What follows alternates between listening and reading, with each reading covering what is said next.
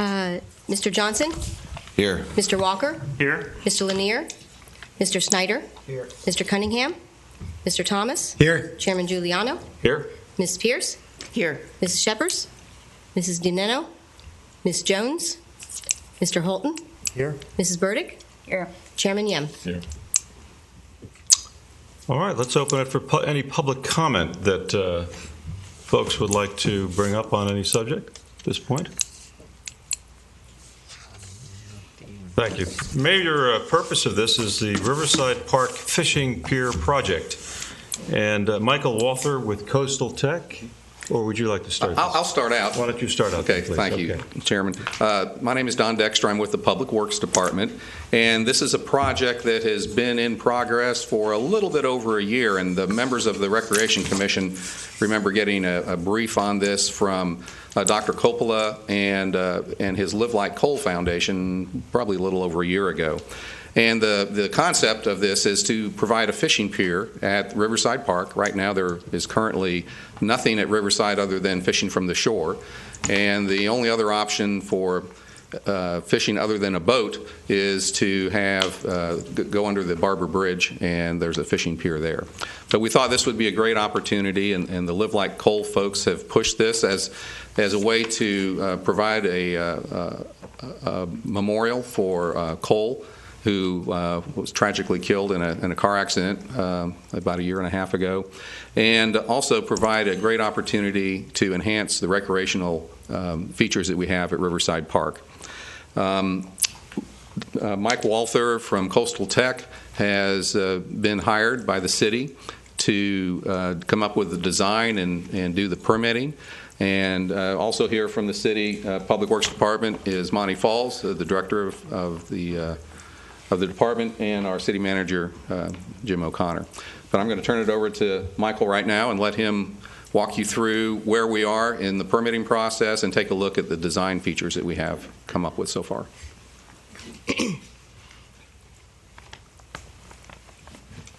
Thank you, Don. Good morning. For the record, my name is Michael Walther. I'm Vice President of Coastal Tech GEC. Coastal Tech has been based in Vero Beach since 1984. Our office is located at 3625 20th Street on State Road 60 near 36th Avenue. And as Don referenced, we have been retained by the city for currently at this point for the design and permitting of the proposed fishing pier. And my presentation today, largely I'm just going to give you a sense of the preliminary design, what we have proposed and developed with the city and the Live Like Coal Foundation, and they're in collaboration with them. Talk about some of the design considerations that we have considered in bringing forth that preliminary design. Give you a sense of the status of the permit applications, what we see as the probable construction cost, what our schedule is as we see it, and then finally offer to give you the opportunity to pose any questions that you may have. I'll begin with the overall site plan, and this is adapted from a document provided by the City Engineering Department. And the pier is located at Riverside Park, near the north end of the park, as reflected here. The actual pier itself is proposed to extend about 100 feet from the shoreline, roughly from the sidewalk that runs parallel to the lagoon along Riverside Park, with a 50-foot long T-section at the seaward or outboard end of that structure. Now, in blue, I've highlighted here the -3 foot contour and the -7 foot depth contour, as water depth's about 3 feet and 7 feet in those locations. And the pier would extend out into what we see as a little hole out there in the bottom, a nice, hopefully a good fishing hole that we see out there, based on the bathymetry that we've obtained in concert with the plan development. If we look at a typical cross-section, we're anticipating about a 8-foot wide deck. The pier would be ADA compatible. We have handrails proposed on both sides. We anticipate pre-stressed concrete piles, which we've designed to avoid cracking and minimize future maintenance by the city. The If we look at a typical cross-section, as at the top panel here, you can see on the far right, there's an existing sidewalk. We would match the grade right at that sidewalk and then ramp up to be about 5 feet above mean high water on the pier itself over most of the length of the pier. On the bottom panel, you can see a typical framing plan. These very common mode of construction were used largely pre-stressed concrete piles, as I alluded to, but would also use pressure-treated wood for most of the superstructure, the stringers, the pile caps, and the decking. We anticipate we'll probably use some plastic wood, high-density polypropylene wood, plastic wood, probably for a handrail at least. At this point, we're envisioning it may be colored orange, which Dr. Coppola has told us that was the favorite color of his son, and as this is intended to be a memorial pier, we thought that would be a nice touch, which he readily embraced. This is a typical section or elevation view showing how it all fits together. Again, pretty standard stuff. To give you a sense of what it might look like, this is a pier in Volusia County that was constructed in 2015 that shows very similar layout in terms of decking and material. We think we'll use some plastic wood on the decking too, but probably not the high density polypropylene, some other moisture shield or some other variety. But this shows you generally what it would look like. The yellow stuff out in the water, those are the turbidity curtains that were constructed or placed during construction to minimize this turbidity as required by the permits. This next slide shows what we would see as a ADA compliant fishing location where the rail's a little bit lower rather. Typically the rail would be about 42 inches above the deck, and in this location it would be about 32 inches above the deck, which would enable somebody from a wheelchair to be able to fish from the pier. We also anticipate a fish cleaning table that would be placed on the uplands just between the sidewalk and the mangroves on the access to the pier. This is an example of what we think it'll look like from McWilliam Park. And then that's basically the fundamental design. There'll be some other signage that's required by the permits that inform the public about sawfish and turtles and the like that National Marine Fisheries Service has requested that we required that we instill. Relative to some of the site conditions and the work that led into the formulation of the plan, we did a site survey. Carter and Associates did that for us under subcontract with us. Once again, I've highlighted the minus 3 foot contour and the 7 foot contour. You can see the 7 foot contour shows this, hopefully it's a sweet spot for fishing. Again, a little hole that exists in the bottom of the lagoon. And then as we looked along the shoreline itself, we chose a very wide section and break through the mangroves where we'd minimize impacts. It's wide enough to where we could fit that 8 foot wide pier through here without impacting mangroves right at that location. And then this gives you a better sense of it. The big star is where that the pier would be. This shows an environmental survey that was conducted in last month, where we did transects along the shoreline to identify seagrasses and other benthic resources that may exist along the shoreline. And you can see right around section T4 that we found some Johnson seagrass on the bottom, which is to the south of the pier location and would not be impacted by the pier. So in essence, we have sought to avoid impacts with the siting of the pier as currently proposed. The permit applications for the project were submitted. We require both the Army Corps of Engineers and a Florida Department of Environmental Protection permit. Applications were filed in March. In April, we received RAIs, or request for additional information. We responded to those by April 27th. We expect we'll get the DEP permit probably within about 30 days or so. DEP is going to be pretty straightforward. The Army Corps of Engineers permit, though, we think is going to take longer, mostly due to the National Marine Fisheries Service consultation. You may have read in the paper over the weekend about the grate proposed at the FP&L plant, and it's taken a long time. I'll just say in all the regulatory permitting, we have found National Marine Fisheries Service to be a critical path in obtaining permits from the Army Corps of Engineers, and this project is no exception in that regard. But we expect no controversial elements. It's just a matter of, I'll say, an administrative matter of getting it through the system. As we look at the probable construction cost, we think the project will cost in the neighborhood of $150,000. It might be, we think it could be less, but we don't think it'll be more than that. This provides a breakdown based on other projects that we've done, including the fish table and some lighting and some site restoration as currently projected. Our project schedule reflects that we've completed the preliminary design. The actual final design will come after we get the Army Corps permits and we get any conditions that they may impose and include that in the final design. But we expect that by November. The survey's been completed, as I've referenced. The environmental study's been done. We filed the permit applications. Once again, we expect the DEP permit in about 30 days, and by the end of October, we expect to get the Army Corps permit.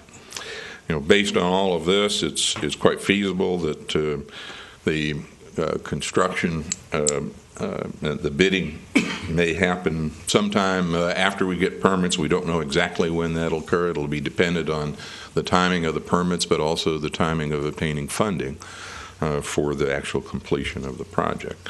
I appreciate that's a very abbreviated summary. I'd be happy to answer any questions you have, and hopefully that gives you the information that you need. Thank you. Yes, sir.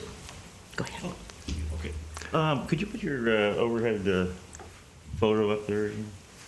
The site plan? Yeah. All right. Yeah. Now, where is that? No, back where you were. I think. Okay. That was fine. In relationship to the emergency fire rescue operation, is that the building to the south of it there? It's in between Riverside Cafe and to the north, and let me see. I can come up here and show you a little bit better where that is. And this on the first slide. Yeah, back up here. Oh. Yeah. Yeah, you can see actually the emergency operations center is right there just to the south of State Road 60. And a little back in, there's a little canal that is between the parking area that is on the south side of the State Road 60 and the Riverside Park. Yes, ma'am. Can you tell me you're expecting fishing from both sides of the pier? There would be nothing to preclude fishing from both sides. That's correct. Okay, all right. And it will be wide enough to accommodate that?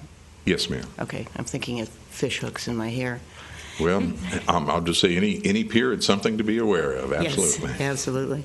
And I'm trying to understand the financing.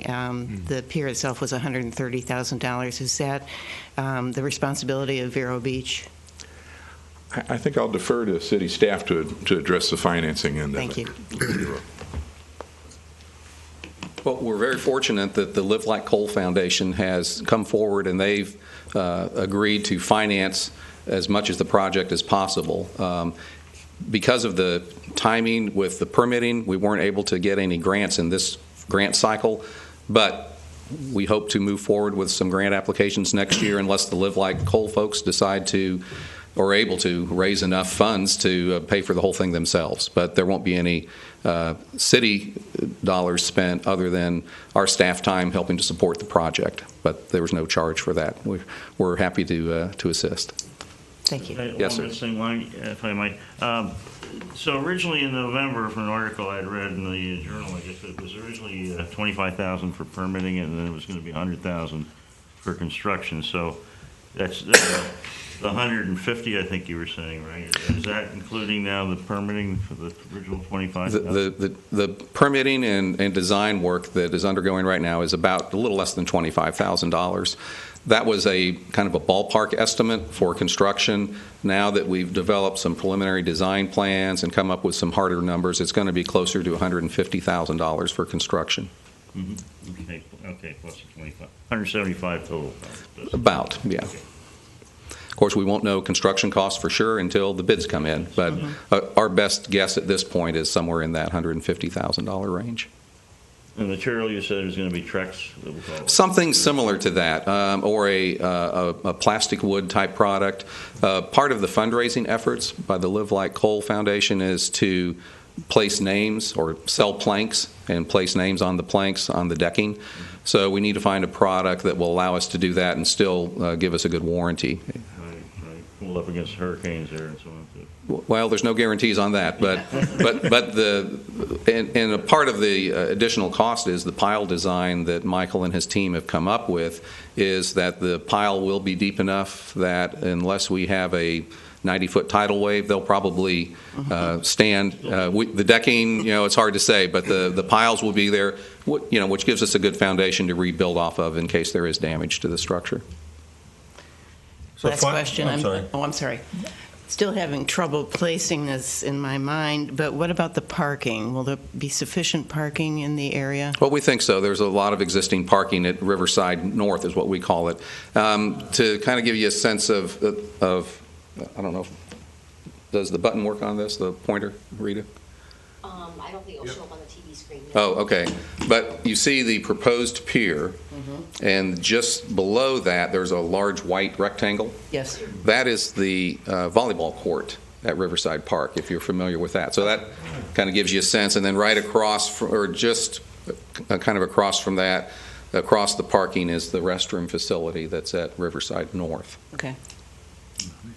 Good. Financing obviously is contingency for moving forward on this, and is the family is committed totally to that. Well, they've created a not-for-profit organization, 501c3, and they are in the process of fundraising. They had a golf tournament about a month ago, and that was very successful. They think between that and some other ideas they have for fundraising, and then selling the planks as dedicatory plank or memorial planks, that they'll be able to raise quite a bit of money. And the ongoing maintenance of this, which fishing piers take, cleaning, maintenance, and things like that, how would that, is there going to be a surplus or a fund put in place, or is that the city's responsibility at that point? We haven't gotten that far yet. Initially, I'd say it's the city's responsibility, but the Live Like Coal folks have mentioned something about helping to provide some maintenance. The good thing about the design that we have is with the plastic wood and the heavy-duty pressure-treated timbers underneath. Structurally, we don't think there's going to be a whole lot of issues to deal with.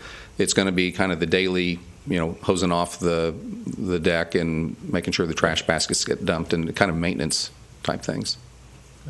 Will there be lighting? Is this going to be used at night or only during the day? We're looking at doing some low-level lighting, LED, either strip lights or some small sconces just scattered on each of the posts. But we haven't.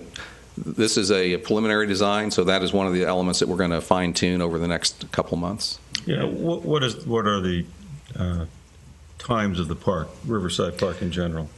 Rob, at 10 p.m. typically? 10? So by 10, they'd have to be gone anyway, I suppose? Pretty much. Yeah. Are you going to be prohibiting tying up by boats, or how are you going to do that? Well, we are, and that was part of the permit conditions that we did a little bit of revision on the deck elevation. The deck is going to be basically 5 feet above water level, and there are going to be signs placed on the outside of it, no boats tie-ups. So you're going to incorporate ladders and so on when people fall in, that type of thing? Well, you shouldn't be climbing over. At this point, there's no ladders in the design, but the other challenge with ladders is it would encourage boaters to pull up there and then climb up the ladders.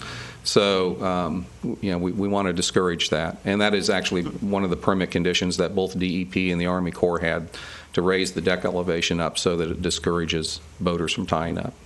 You could have lifesaver things that could be thrown, throwable devices or something like that available. That's a good thought. Yeah, I think that's a good idea. Yes, sir. There is some precedence for this. Almost directly across the lagoon is it's the walking trail for the botanical garden, or just south of the botanical garden, and On Indian River Drive? and it winds back, and it eventually you get on a elevated walking path that leads out to a pier. And it has a different decking. It's actually a metal grate decking that's over the water. But it's not too dissimilar from what this is. And again, there's no access by boat. There are no life-saving devices there. There are trash cans. There is some lighting at the end, I think. But if you wanted to see what potentially it would look like, it's a wonderful walk. It's only about half a mile walk through the trail, and then you get on the elevated pathway until you get to the pier, which would be very similar to what's being Good. built here. I've been meaning to do that, actually. Sounds like one that you should probably do pretty soon before the mosquitoes get too bad. I think with with the warm weather, they would carry you away. Right. And the city's going to do the maintenance as far as cleanup and so on? Yes, sir. Yeah, I've got two questions. Financing, approximately how much has the co-foundation raised to date? I don't know. But they have funded their portion of the design, and we don't have exact numbers from them yet. But they seem very confident in being able to raise funds. Well, what are you going to... We will not move forward with construction or advertising for construction until the funding is secure and in place. Okay. Do you anticipate they will come to the city I do not. for money? No. Okay. And just a small thing on your fish cleaning table. What happens to the remaining of the carcasses after they clean the fish? Well, just like the one at McWilliam boat ramp that Michael showed the picture of, there's a PVC tube and it goes out into the river and it recycles. So the remaining carcasses are thrown out in the river? Yes. Okay. Yes, sir. It's a nice idea that you have. I've been a member for 30 years of Vero Beach Treasure Coast Kiwanis, and in June we always take the kids right there on the walkway under the bridge. Well, and we'll have young kids fishing where we provide everything. Will that be able to handle up to 300 children as well as we have to fix them pizza to eat? Well, I've read about your event in the newspaper over the years, and it's wonderful. As it grows, you may end up splitting it into two locations, and Rob might be able to address that. That's my question. How many people would this proposed pier handle? Where we could stay partially where we've been for years, but with the pier, how many additional people would that handle? Well, where the T section is, and we have the deep water, that's probably a little bit better fishing opportunity. Michael, what do you think in that segment? Somewhere around 75 to 100? I think that 75 to 100 were very cooperative people might fit. Yeah, I think that's kind of high. I was- And being careful when they're casting. Yeah, more likely, I would estimate on the order of 30 people. Could Yeah. work out there. Yeah. The The Take a Kid fishing program basically has between 100 and 125 that Greg is talking about. And they use the larger dock area underneath the bridge. And then they know to take them in groups. So yeah, Don, I think your idea is right. If they need to grow or if they're growing, they can utilize this as an extra pier. And I know that was part of the vision that the Live Like Coal Foundation had, was to, have something like this available where, groups like that, or the Kiwanis or scouting or whoever, if they wanted to do have a fishing tournament or a teach to fish session, this is a great opportunity to serve the community.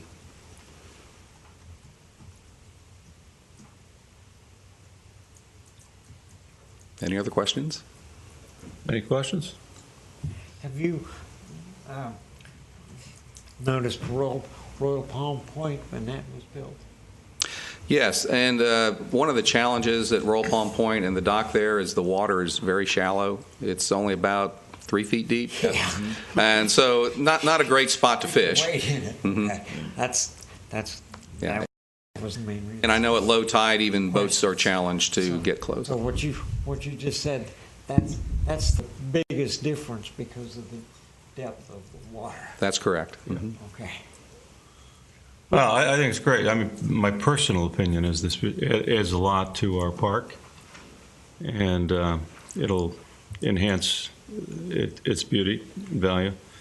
Is there anything that you need from the two commissions here, or is this just an Well, information? this was an gathering information meeting, but I think your blessing on the project would go a long way to, if in case the city council needs to take any action in the future, then, you guys have all looked at it, and if you think it's a great project, then have given it its blessing, and will continue to move forward. And Then we'd probably want to see how many people really are in favor of this. Not a formal motion, but it'd be interesting just to see who would like to see it move forward. I would. thank you.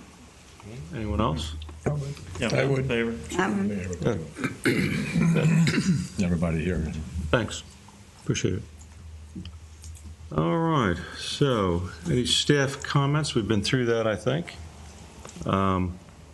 I'm going to adjourn, but before I do that, the Marine Commission needs to schedule its next meeting. So that's going to be kind of the last thing, since we had multiple meetings. I would suggest, and I know July is always difficult, Tuesday, July 12th, if that works for everyone. I know we have vacations and various things taking place. Is that a possibility for us, Rita? Yeah, it is during budget. Is it? Budget starts on 13th. Yeah. Budget starts on 13th. Council meeting. You have a council. We have a city council meeting at 9:30 in the morning. We can do Wednesday, July 13th. That's better? That's the start of the budget hearings. Okay. 11th would be the best if you do it before the budget hearings, Monday. Monday, the 11th.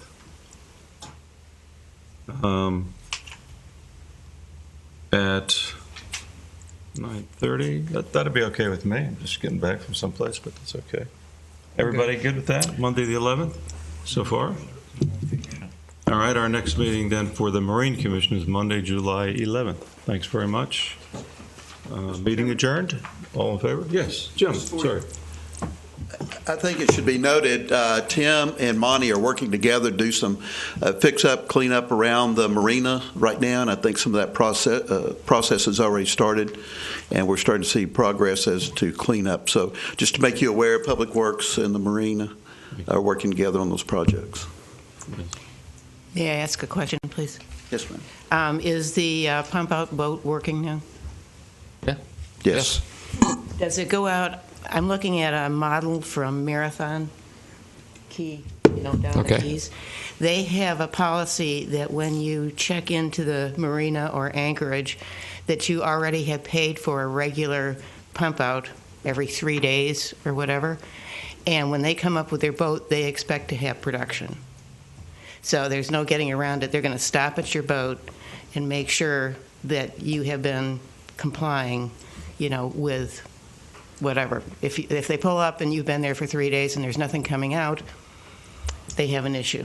So I'm just kind of suggesting that because this is a personal, and I'm sorry to take everybody's time.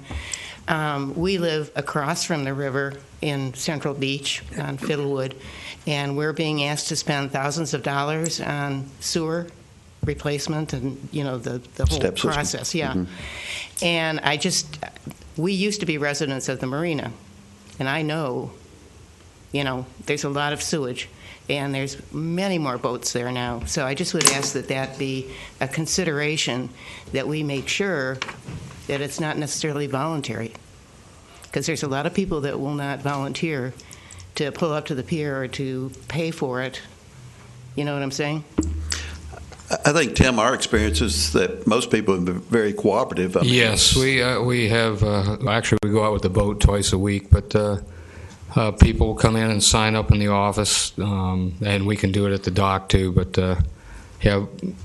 I don't think that we have really a problem. The boats, during the busy part of the season, we'll sometimes run after dark to make sure that the people that are on the list taken care of, because we've done up to 40 boats in a day. And it's part of their rent, right? Yes, it's one of their entities. Yeah. Do you do a check as far as who's on the list and who's not on the list? No, but Serious time that they signed up for their. No, we don't do that. Yeah. right, can I have a motion to adjourn the meeting? Joint meeting, yes. Joint meeting. All right, meeting adjourned.